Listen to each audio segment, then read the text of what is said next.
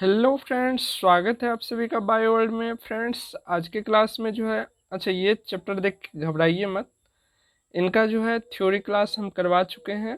ठीक है, अब जो है आज के लेक्चर्स में सारा का सारा ऑब्जेक्टिव क्वेश्चंस डील्स होगा। कि चैप्टर का नाम सुनकर के घबराइए मत कि थ्योरी होगा, अभी ऑब्जेक्टिव क्वेश्चंस सिर्फ क्लियर होगा। ठीक है, तो आ जाइए सभी लोग, एक बार लाइक वाला बटन दबा दीजिए, सेशन को फटाफट शेयर कर दीजिए।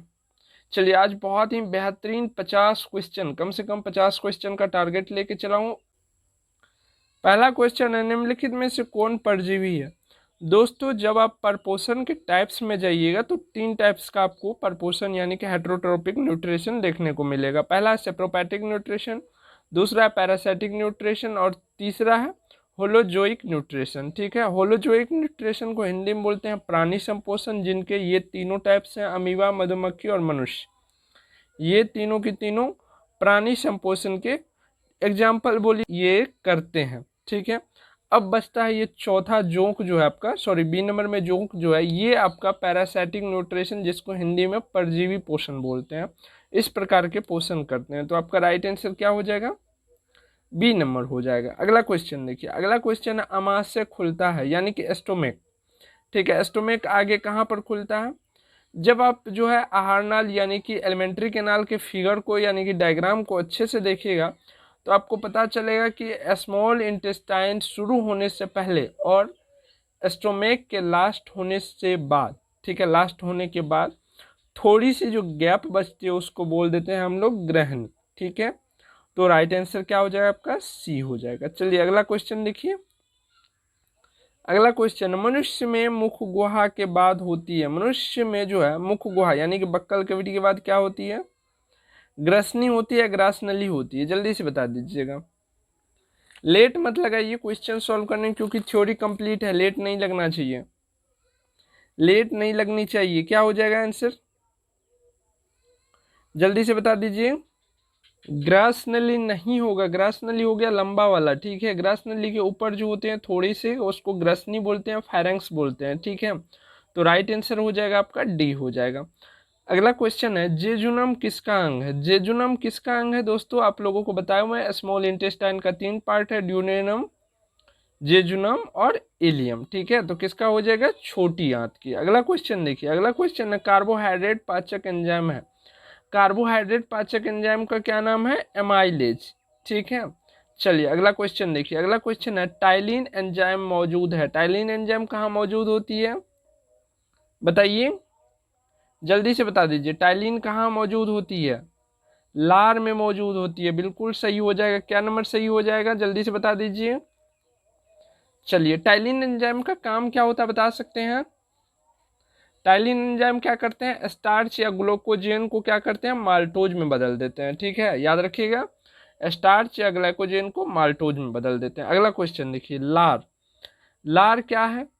थ्योरी क्लास में हम बताए हुए हैं, लार जो है एक क्षारीय तरल पदार्थ है। ठीक है, जिसका सिक्रेशन कहाँ होती है? हमारे बक्कल कैविटी में होती है। चलिए अगला क्वेश्चन देखिए, अगला क्वेश्चन है, वसा पाचक एंजाइम है, वसा पाचक यानी कि फैट को जो सिंथेसाइज करते वो एंजाइम कौन सा है बताइएगा? थ्योरी पढ़ा दिए हैं। ठीक है, चलिए अगला क्वेश्चन देखिए, अगला क्वेश्चन है, लोहा पाया जाता है, लोहा पाया यकृत में भी पाया जाता है, मछली में भी पाया जाता है, मांस में भी पाया जाता है। टाइलिन, टाइलिन तो एंजाइम हो गया जी।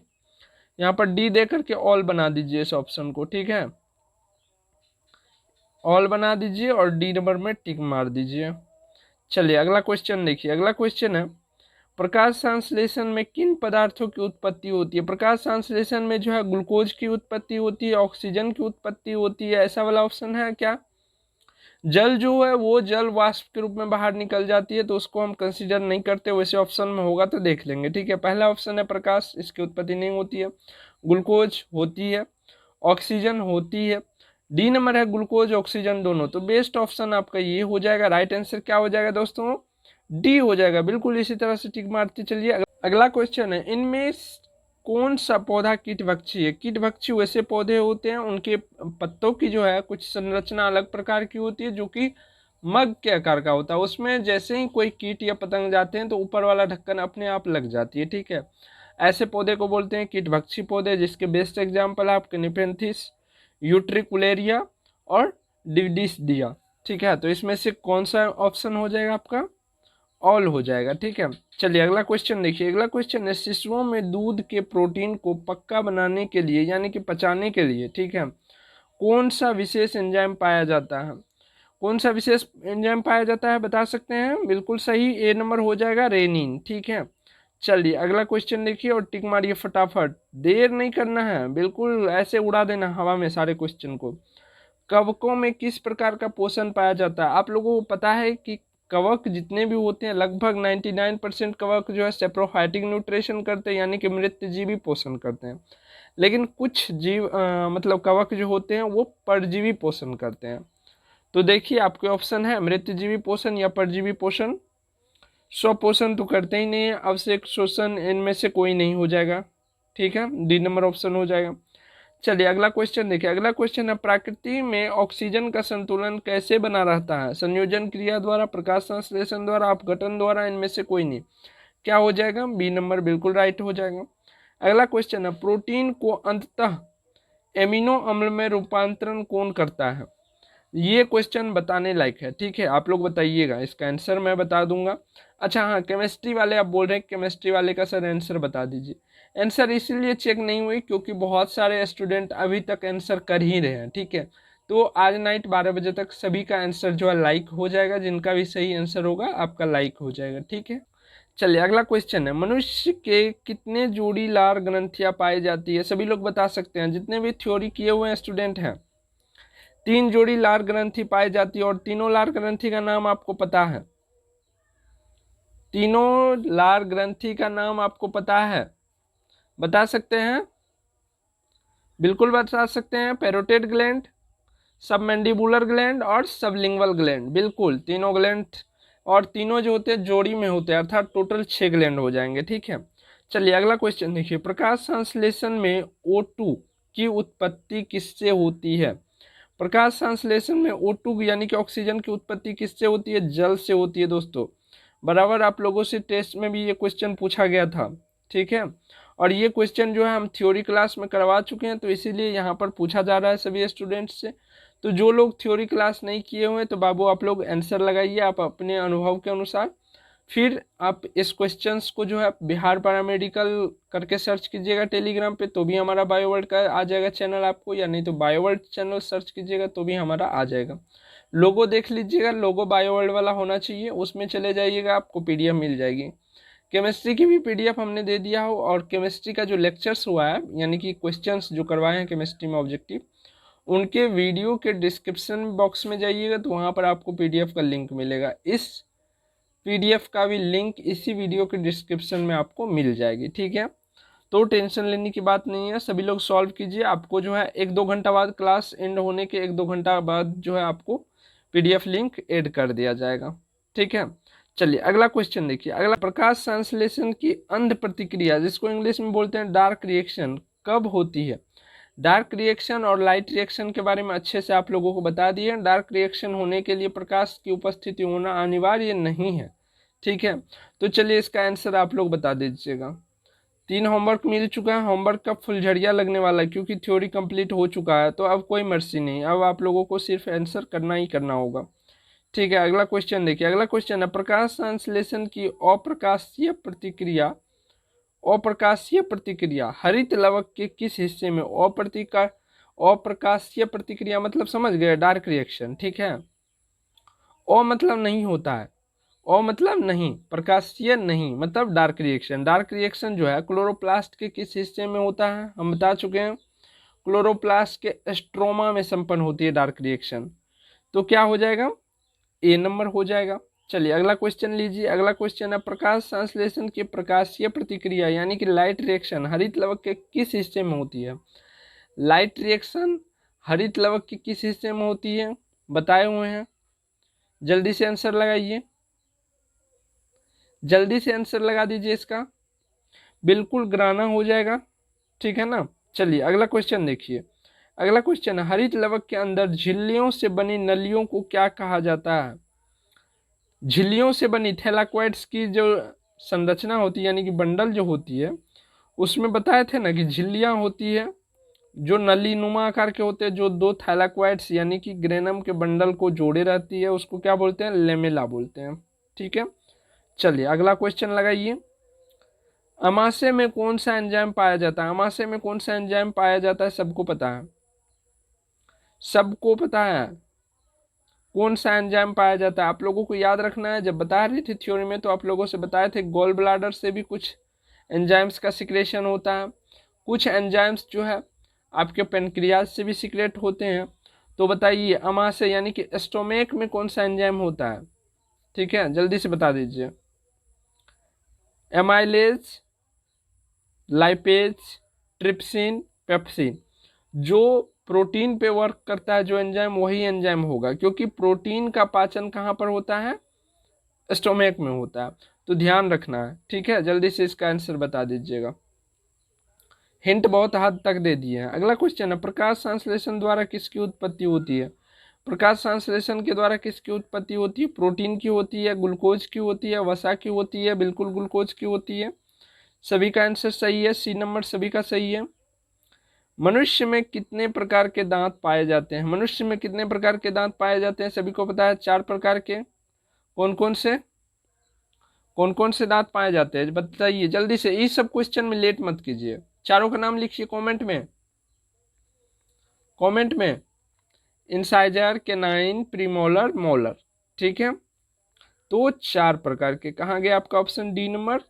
ठीक है, और वयस्क का जो दंत फार्मूला होता है, 30 फार्मूला होते हैं वयस्क में, वो आप लोग जो है कमेंट में जरूर पेस्ट कीजिएगा। ठीक है, जिनको जिनको याद है तो जरूर कमेंट में बताइएगा, और बच्चा वाला बता सकते हैं तो और भी बेहतर है, दोनों बताइएगा। चलिए अगला क्वेश्चन हम लोग देखते हैं। अगला क्वेश्चन जो है थोड़ा सा कथन कारक वाला है, तो इसमें सोचना पड़ेगा। ठीक ना, थोड़ा सा हम क्वेश्चन को जूम आउट कर लेते हैं ताकि हमारे फुल स्क्रीन आ जाए। अगला क्वेश्चन है, हरे पौधे के संबंध में दिए गए कथनों पर विचार कीजिए एवं सही उत्तर का चयन कीजिए। बिल्कुल विचार करेंगे। हरे पौधे स्वपोषी होते हैं, सही बात है। ये मिट्टी और जल से, ये मिट्टी से, ठीक है। यहाँ पर थोड़ी सी जो है टाइपिंग में दिक्कत है, कोई बात नहीं, सब लोग कट कर लीजिएगा थ्योरी सॉरी क्वेश्चंस में। मिट्टी से,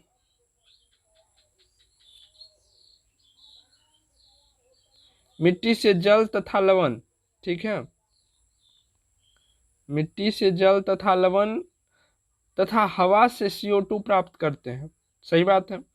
हरे पौधे प्रकाश संश्लेषण क्रिया द्वारा ग्लूकोज का निर्माण करते हैं, ये भी सही बात है।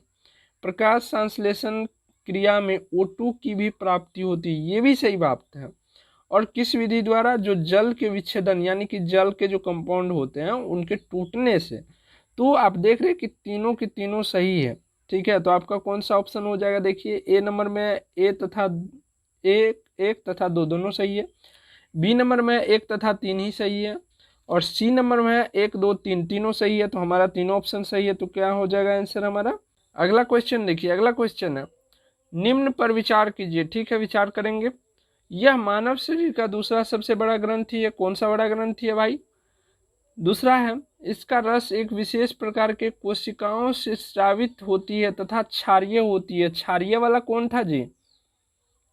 जल्दी से बताइए, क्षारीय वाला लार ग्रंथि था ना। उसके बाद देखिए, इसके रस को पूर्ण पाचक रस कहा जाता है, ये गुण विशिष्ट है। ऐसा कौन सा ग्रंथि है जिसके जो रस निकलते हैं उससे सिक्रेशन जो होती है वो क्षारीय होते हैं, और उन्हें पूर्ण पाचक एंजाइम कहा जाता है। तो अगर आपको ये दोनों टर्म समझ में आ गई होगी तो ये अपने आप बन जाएगा। ठीक है, तो थ्योरी क्लास में हम बहुत ही अच्छा से इनको समझाए हैं, इसको सॉल्व कीजिएगा, होमवर्क की फुलझड़ियाँ लगने वाली है। अगला क्वेश्चन देखिए, अगला क्वेश्चन है, मानव के संदर्भ में निम्न एंजाइम पर विचार कीजिए। मानव के संबंध में जो है इनमें से कौन सा एंजाइम सही है नहीं है वो देखना है। पहला है कार्बोक्सी पेप्टाइडेन, दूसरा है लाइपेज, तीसरा है माल्टेज, और चौथा है सुक्रोज। उपरोक्त में से कौन अग्न्याशय रस में पाए जाते हैं? अग्न्याशय के बारे में हम बता चुके हैं बहुत ही अच्छा से, बताइए बताए हैं कि नहीं बताए हैं? उसमें से कौन कौन से एंजाइम्स या लिक्विड सीक्रेट होते हैं वो भी, उनका भी नाम बताएं हम। तो इसका भी आंसर आपको बताना ही पड़ेगा। चलिए अगला क्वेश्चन देखते हैं। कृत्रिम प्रकाश, कृत्रिम प्रकाश से क्या कर सकते हैं आप, वो इस ऑप्शन के अनुसार बताइए फटाक से। ठीक है, ये होमवर्क में देते हुए जा रहे हैं, क्योंकि थोड़ा सा अगर दिमाग लगाइएगा तो आपको समझ में आ जाएगी। अगला क्वेश्चन देखिए। कुछ वनस्पति जातियां कीटहरी होती है, क्यों? कीटहरी किसे बोलते हैं? जो कीट को खाया जाता है, जिसके द्वारा, ठीक है, जिस पौधे के द्वारा न्यूट्रिशन के लिए कीट पतंग वगैरह जो है खा लिए जाते हैं, जैसे नेपेंथिस डेसेरा वगैरह हो गया। तो ऑप्शन पर ये क्या क्या है? छायादार और अंधेरे स्थल में आने के कारण उन्हें प्रकाश संश्लेषण का पर्याप्त अवसर नहीं मिलता है, इसलिए वह पोषण के लिए कीटों पर निर्भर करती है। सही बात है। उसके बाद है वे नाइट्रोजनी होते हैं। ठीक है, क्योंकि कम मृदा में जो कम नाइट्रोजन की मात्रा होगी वहां पर भी वो उगने के लिए सक्षम होते हैं। ठीक है, तो आपका ऑप्शन क्या हो जाएगा? जल्दी से बता सकते हैं, ए बी दोनों होगा या ए बी में से कोई नहीं? बता सकते हैं आप, सक्षम है बताने के लिए? जल्दी से बता दीजिए। बी नंबर हो जाएगा ना, दोनों सही है ना। चलिए अगला क्वेश्चन देखिए। अगला क्वेश्चन है, पाचन क्रिया के संदर्भ में निम्नलिखित कथनों पर विचार कीजिए। कार्बोहाइड्रेट का पाचन ग्लूकोज, फ्रक्टोज तथा ग्लैक्टोज नामक सरल शर्करा में हो जाती है। कार्बोहाइड्रेट का जो टूटते हैं कार्बोहाइड्रेट, तो वो ग्लूकोज, फ्रक्टोज, ठीक है, फ्रक्टोज ने फ्रक्टोज तथा ग्लाइकोजेन होती है। ठीक है, ग्लाइकोजेन नामक शर्करा में बदल जाती है। सही बात है। अगला है वसा वसीय अम्ल और ग्लिसरॉल में बदल जाता है। अरे भाई कोमा लगा देना चाहिए, टाइपिंग वाला क्या कर देते हो तुम। वसा जो है वो वसीय अम्ल यानी कि फैटी एसिड और ग्लिसरॉल में बदल जाती है। सही बात है। अगला है प्रोटीन एमिनो अम्ल में परिवर्तन हो जाता है। क्या ये सही है? बताइए क्या सही है? बिल्कुल सही है। ठीक है, तो आपका राइट आंसर क्या हो जाएगा? बी नंबर हो। कभी कभी भोजन जल्दी जल्दी खाने से खांसी उठ जाती है अथवा हिचकी आती है, इसका कारण क्या है? हम बता रहे थे कि जब आप सांस ले रहे होते हैं तो आपके जो फेरेंक्स देखेंगे वहाँ पर दो नली होती है, एक तो बक्कल कैविटी से आती है और एक नोजल कैविटी से आती है। तो वहाँ पर एक एपिग्लोटिस होती है, जो हम सांस लेते हैं जिस टाइम से, तो उस टाइम बक्कल कैविटी वाला जो नली होती है उसको बंद कर देते हैं और सांस फेफड़ा में तक चली जाती है। फिर जो है बक्कल कैविटी वाले ऑन हो जाते हैं और वो कहाँ चले जाते हैं? स्टोमक के पास चले जाते हैं, जो हम खाते पीते हैं। ठीक है, अगर सांस लेते टाइम में हमारे बक्कल कैविटी ओपन हो जाती है और अन्न का बोलिए या खाना का एक भी टुकड़ा अगर चला जाता है तो वो फेफड़ा में चला जाता है, जिसके कारण हमें तेज खांसी आती है। ठीक है, तो ऑप्शन देखिए कौन कौन सा। आमाशय की भीतरी पर दबाव बढ़ जाना गलत है। ठीक है, दूसरा भोजन खास नली में फंस जाती है, खास नली में फंस जाती है, फेफड़ा में जाके फंसती है, बात सही है। ठीक है, हम अगला क्वेश्चन देखने के बाद विचार करेंगे। ग्रासिका यानी कि ओसोफेगस में भोजन के कण अटक जाते हैं, ये भी सही नहीं है। ठीक है, ओसोफेगस जो है लंबी सी होती है, उसमें अटकती नहीं है, अटकेगी तो हमें पानी पीने जैसे लगेगा कि जल्दी जल्दी हमें पानी पीना चाहिए। अगला है अमाशय से HCl का स्राव अचानक बढ़ जाता है, नहीं ये भी गलत है। तो आपका राइट आंसर क्या हो जाएगा? बी हो जाएगा। अगला क्वेश्चन देखिए। अगला क्वेश्चन है, वसा का पाचन जिस अंग में पूर्ण होता वह है। वसा का पाचन हमारे शरीर में कहाँ होती है? अमाशय में, मुख में, छोटी आंत में, बड़ी आंत में, कहाँ होती है बता दीजिए। ठीक है, ये लास्ट होमवर्क है और एक जरूरी कारण से अभी हम क्लास को यहीं पर एंड कर रहे हैं, क्योंकि फ़ोन आ रही है बार बार, तो मुझे जाना पड़ेगा। तो सॉरी, बट क्वेश्चन कंटिन्यू रहेगी। ठीक है, हम लोग जो है लगभग इस चैप्टर से 100 क्वेश्चन करने वाले हैं। तो इस क्वेश्चन का जो है अगला सीरीज आपको जल्द ही मिल जाएगा, या तो हो सकता है कल ही मिल जाए, कल के डेट में ही, या नहीं तो हो सकता है कल पहले केमिस्ट्री का जो बचा हुआ है पहला चैप्टर का उसको कंप्लीट करने के बाद नेक्स्ट डे करेंगे। तो कैसा आप लोगों को चाहिए कमेंट में ज़रूर बताइएगा कि पहले केमिस्ट्री ही कल चाहिए या बायोलॉजी चाहिए कल। तो मिलते हैं आप लोगों को नेक्स्ट डे, तब तक के लिए बाय बाय। लाइक शेयर ज़रूर कर दीजिएगा।